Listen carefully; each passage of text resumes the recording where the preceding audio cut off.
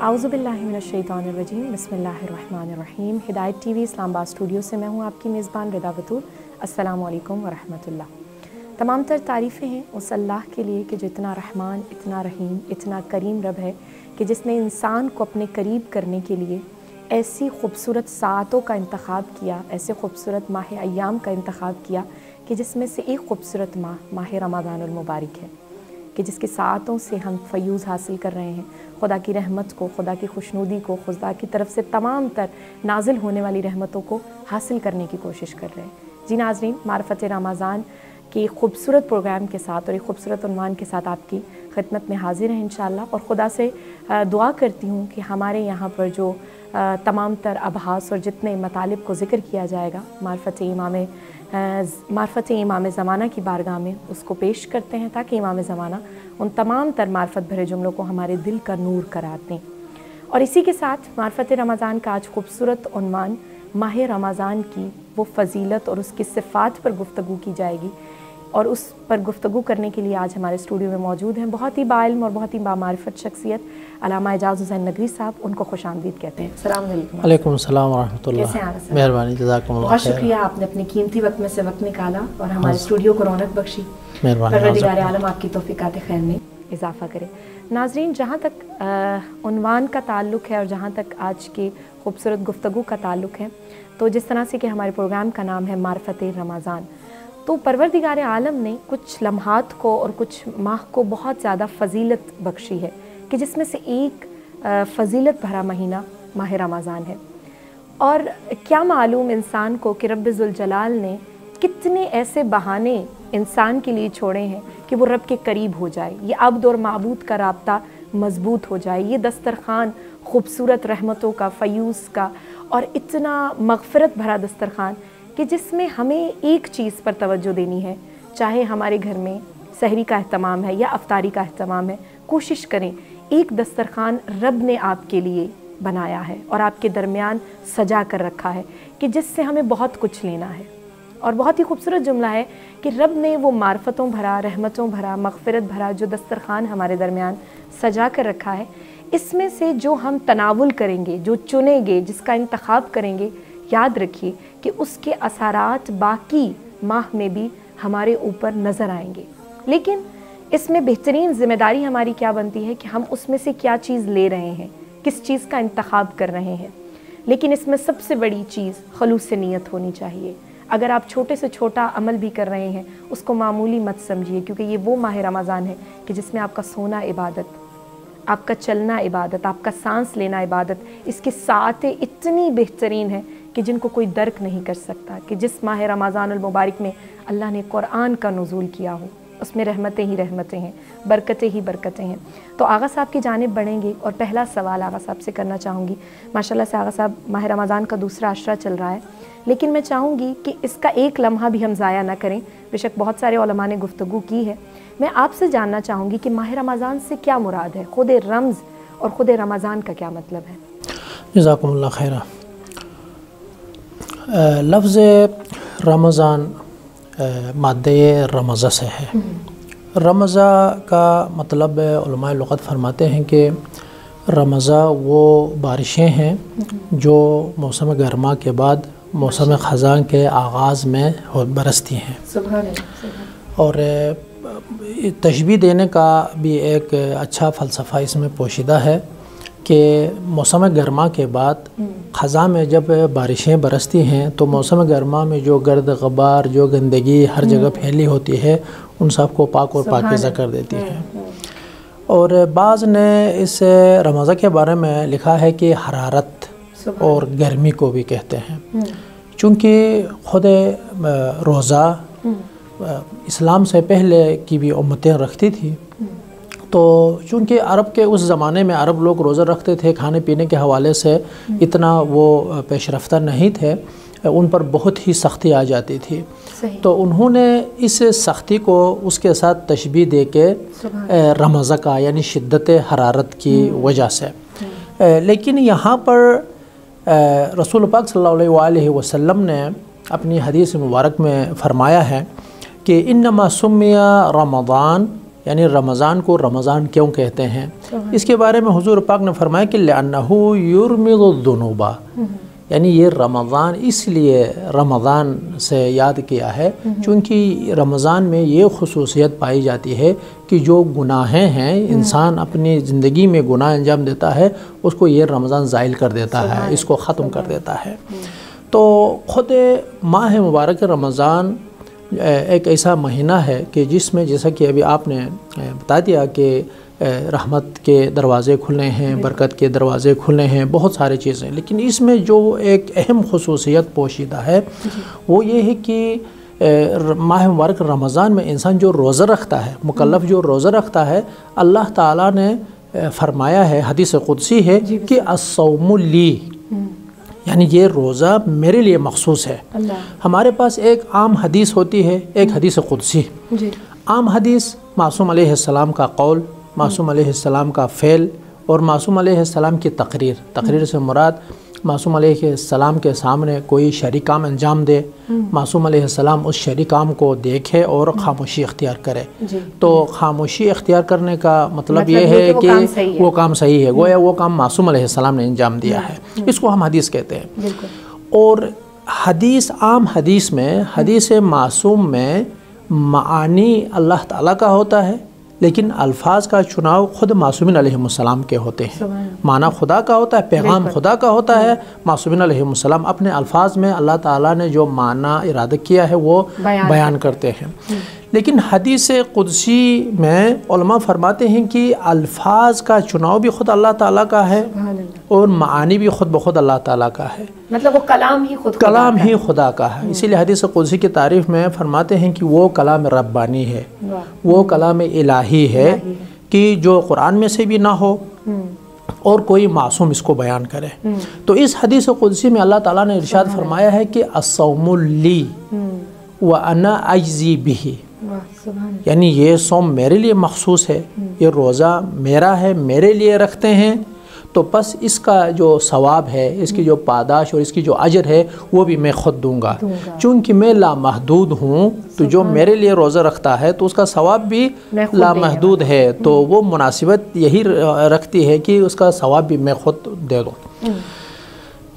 اس کو حدیث کو یا دوسری طرح نقل ہوئی ہے یا علماء نے شاید یہ احتمال بھی دیا ہے کہ اللہ تعالیٰ نے فرمایا کہ الصوم لی، یہ روزہ میرے لیے ہے، انا اجزا بہ، یعنی روزہ دار کا جو ثواب ہے وہ میں خود ہوں۔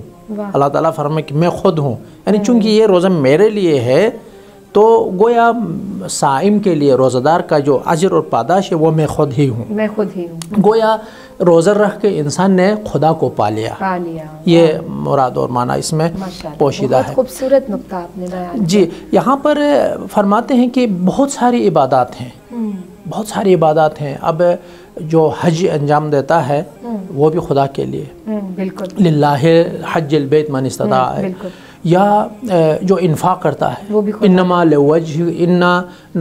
نطعمکم لوجہ اللہ، یعنی اللہ تعالیٰ کی خوشنودی کے لیے عبادت جو کرتا ہے انسان وہ بھی اللہ تعالیٰ کے لیے۔ لیکن کیا وجہ ہے کہ اللہ تعالیٰ نے دوسرے اعمال کے بارے میں نہیں کہا ہے کہ یہ میرے لیے خاص ہے، لیکن اس روزے کے لیے کہا کہ یہ میرا ہے؟ تو فرماتے ہیں کہ چونکہ انسان جب کوئی فعل انجام دیتا ہے جس میں باہر اس ماحول میں، مسجد میں، گھر میں، کہیں نہ کہیں وہ انسان کے حرکات و سکنات ہوتے ہیں، مثال کے طور پر نماز پڑھتا ہے تو وہ آواز میں بول لیتا ہے، وہ قیام اور قعود کرتا ہے، حج کے لیے احرام باندھتا ہے، مشی کرتا ہے، صفا بین مروہ وہ منا میں وہ سعی بین صفا و مروہ کر لیتا ہے، قربانی، یہ باہر نظر آنے والی چیزیں ہیں۔ اور دوسرے عبادات میں بہت سارے اعمال انسان کو نظر آ رہے ہیں، تو ہو سکتا ہے انسان ریاکاری کا وہ احتمال دے، یہ حرکات اور سکنات کے ذریعے سے انسان دوسروں کو دکھانا چاہے، لیکن روزہ ایک ایسی چیز ہے کہ وہ دکھانے والی چیز نہیں ہے، وہ فیلنگ کا نام ہے، وہ انسان اور عبد اور معبود کے درمیان ایک رابطہ ہے۔ اور جس طرح اللہ تعالیٰ نہیں کھاتا ہے، جس طرح اللہ تعالیٰ نہیں پیتا ہے، بندہ بھی یعنی خدا کے نزدیک وہ صفات کو اپناتا ہے۔ اسی لیے اللہ تعالیٰ نے اس عبادت کو اپنی طرف نسبت دی ہے۔ بہت شکریہ آغا صاحب، بہت ہی خوبصورت انداز میں ماہ رمضان کو بیان کیا آغا صاحب نے کہ یہ ایک ایسی بہار ہے، کہ ایک ایسی بارش ہے کہ جو انسان کے وجود کے تمام گناہوں کو دھو ڈالتی ہے، اور یہ ایک ایسا ربط ہے کہ جس میں روزہ رکھنے کی صفت، اور یہ بھی عبادتی بہت بڑا پہلو ہے کہ جس میں انسان بہت کچھ فیل کرتا ہے، اور یہ فیلنگز ہم کسی سے بیان نہیں کر سکتے کہ مجھے کتنی بھوک لگی ہے یا مجھے کتنی پیاس لگی ہے۔ یہ فیلنگ صرف خدا کو معلوم ہے کہ میرا بندہ کتنا پیاسا ہے اور بھوک کو کتنا برداشت کر رہا ہے۔ اور آغا صاحب اسی کے ساتھ ماہ رمضان کی ماشاءاللہ آپ نے اتنی خوبصورت تشریح بیان کی۔ ماہ رمضان کے بہت سارے اسماء ہیں کہ جو ہمیں احادیث کی صورت میں ملتے ہیں، قول معصوم کی صورت میں نظر آتے ہیں، ان پر تھوڑا سا جاننا چاہیں گے ہمارے ناظرین۔ ماہ مبارک رمضان کے بارے میں ایک نقطہ یہاں پر میں عرض کروں، خود نام ماہ رمضان میں داخل ہونے سے پہلے بعض روایات میں جو سنی اہل سنت کی کتابوں میں بھی موجود ہے، اہل تشیع کی کتابوں میں بھی موجود ہے، لکھتے ہیں کہ رمضان خدا کے اسماء میں سے ایک نام ہے۔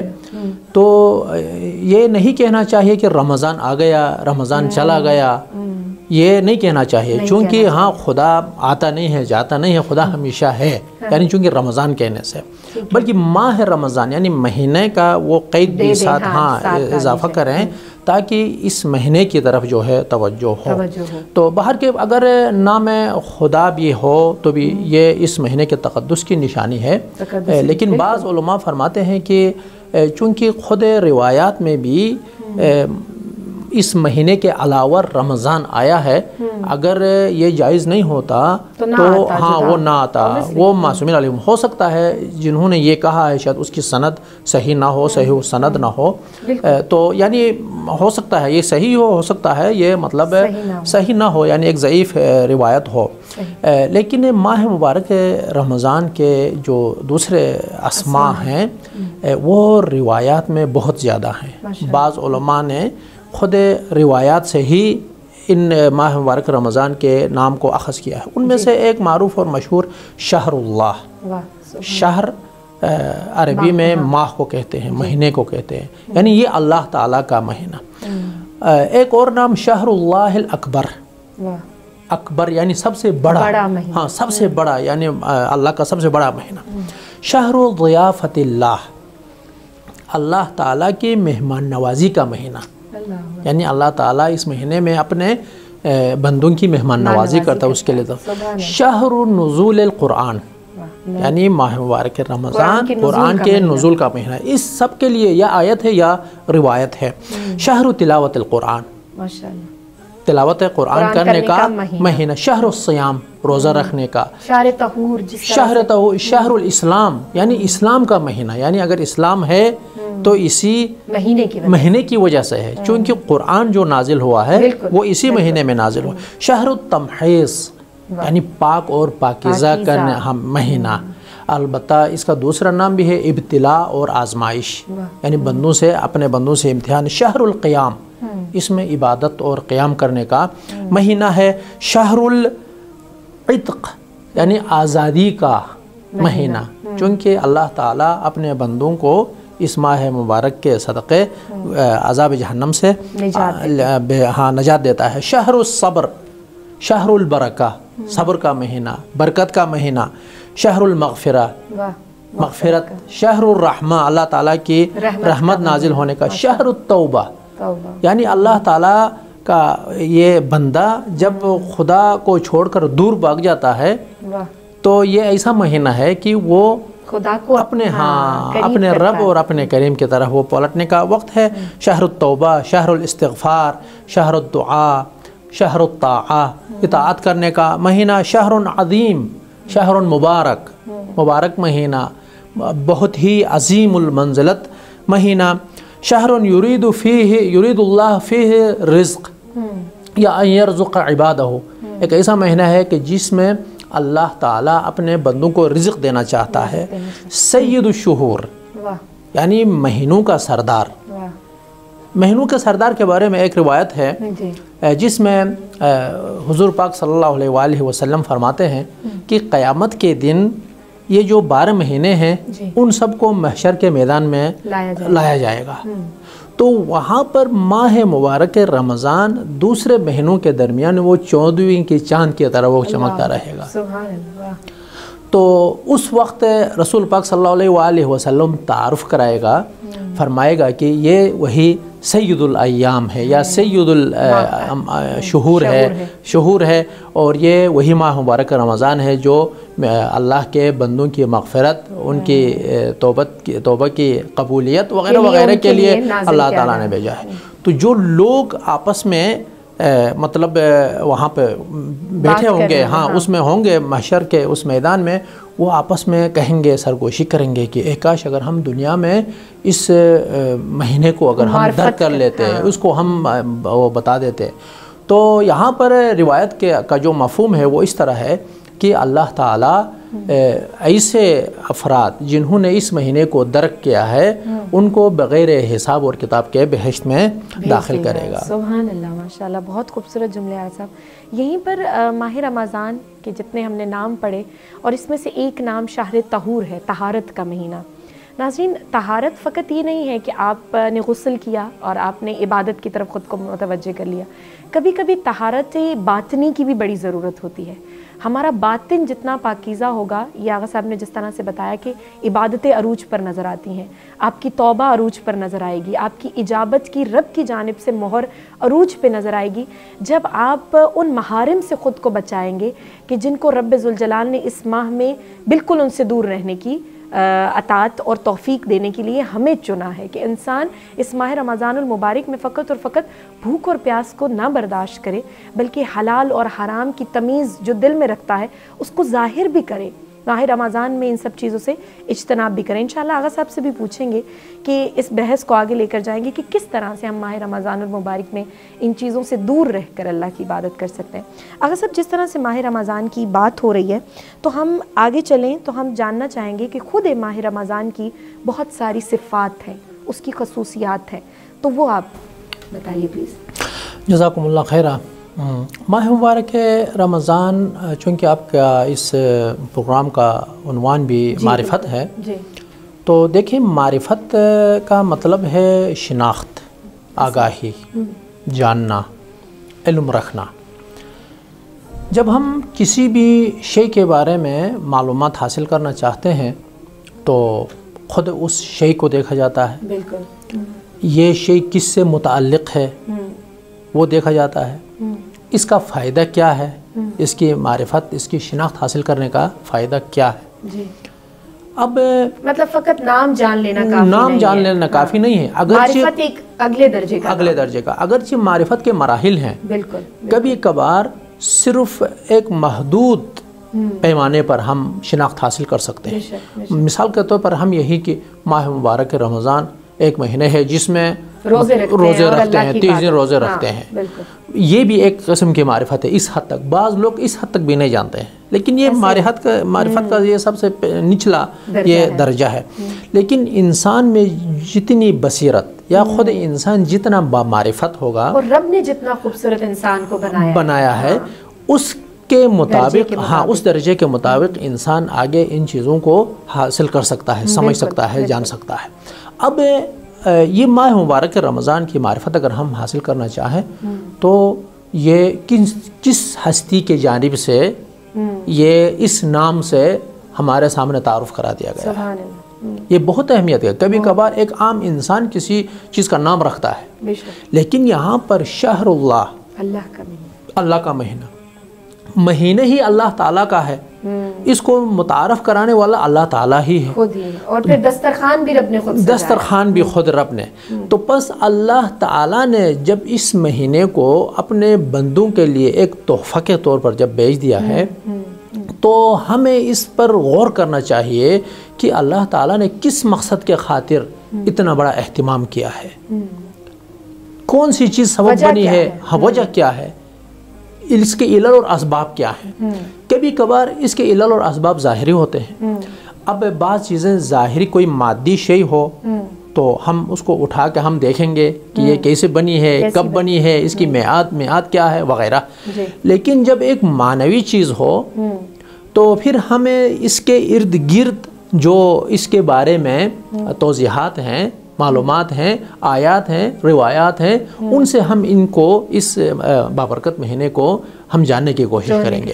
جیسا کہ ابھی آپ نے جو پہلا سوال کیا تھا اس میں شہر اللہ, شہر الطاعہ وغیرہ وغیرہ اللہ تعالیٰ نے اس کو ہمارے بندوں کے لیے نام دیے ہیں, قرار دیا ہے.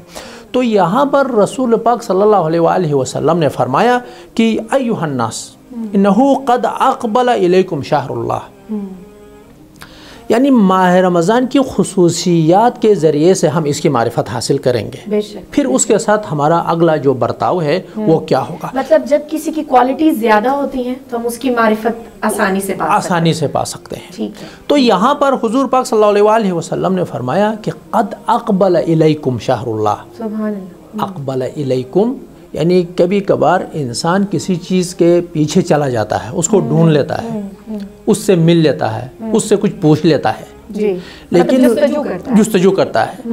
لیکن حضور پاک صلی اللہ علیہ وآلہ وسلم نے یہاں پہ فرمایا ہے کہ قد اقبل الیکم شہر اللہ, یعنی اللہ تعالیٰ کا مہینہ خود تمہارے پیچھے آیا ہے, آپ لوگوں کی طرف آیا ہے.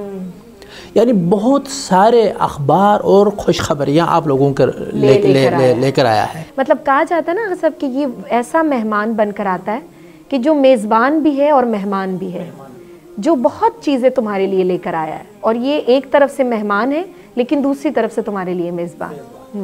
اقبل الیکم شہر اللہ بالبرکت والمغفرت والرحمہ. سبحان اللہ. یعنی آپ کو ڈھونڈتے یہ مہینہ خود آیا ہے, رحمت کے ساتھ آیا ہے, برکت کے ساتھ آیا ہے, مغفرت کے ساتھ آیا ہے. شہر هو عند اللہ افضل الشہور.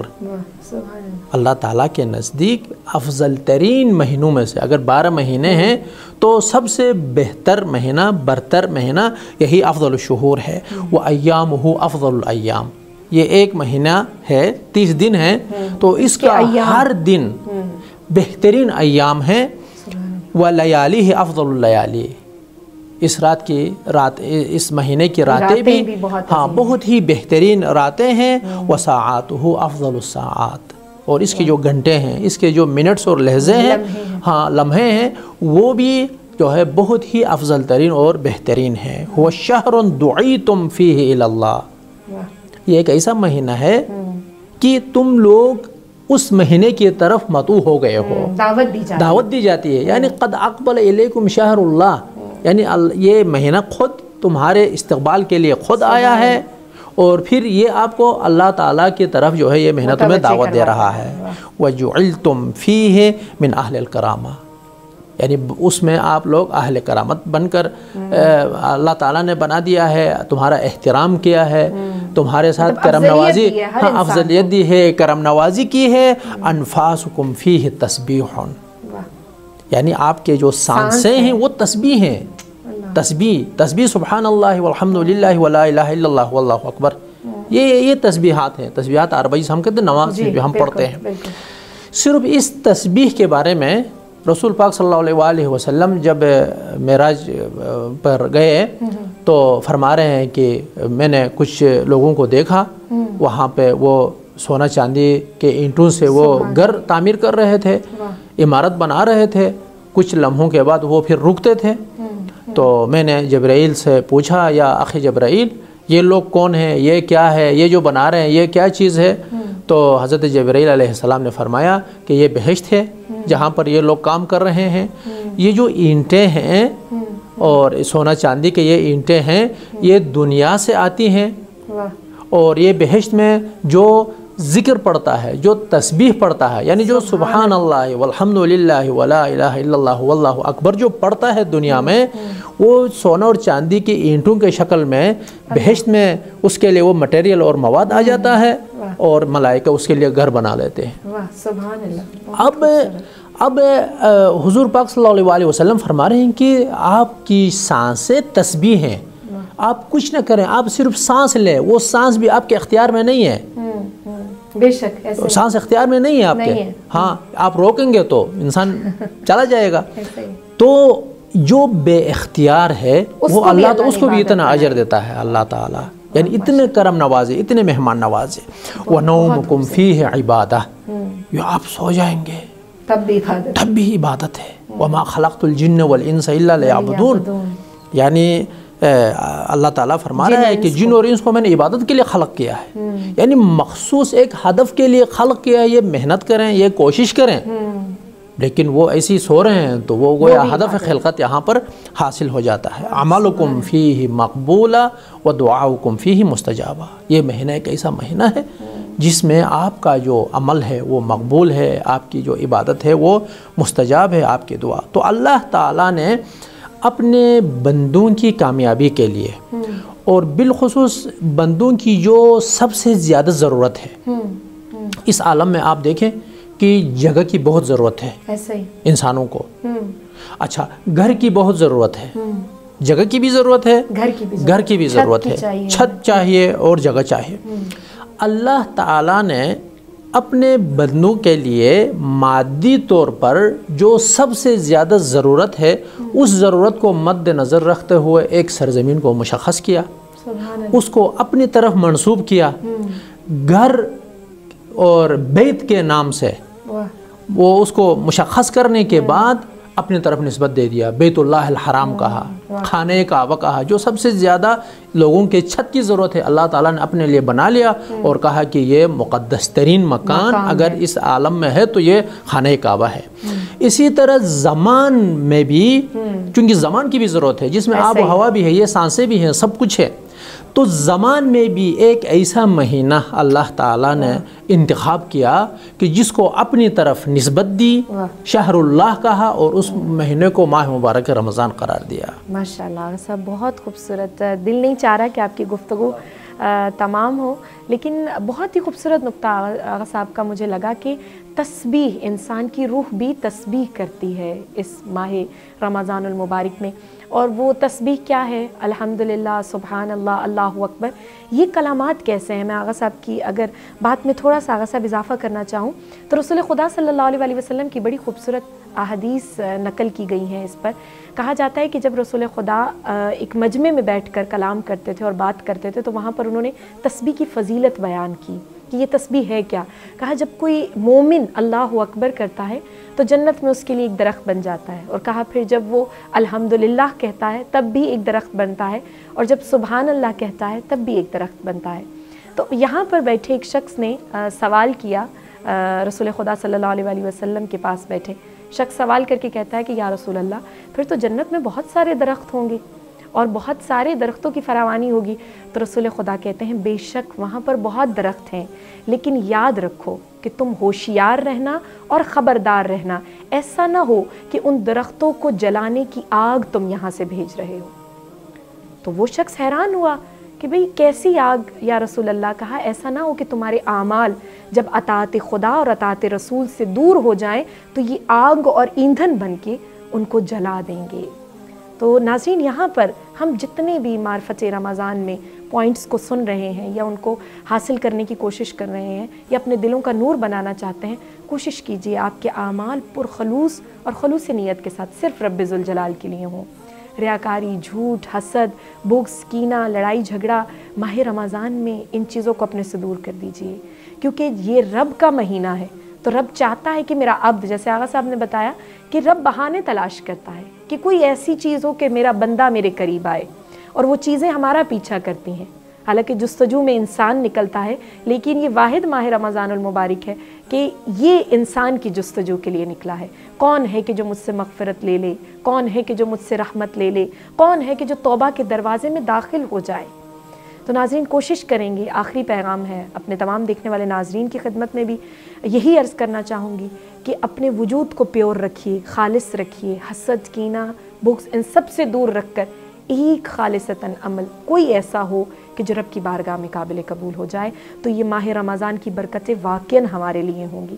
آغا صاحب آپ کا بہت شکریہ کہ آپ اپنے قیمتی وقت میں سے وقت نکال کر آئے، انشاءاللہ کہ آپ کا ساتھ ہمارے ساتھ رہے گا اور آپ کو دوبارہ ہم زحمت دیں گے۔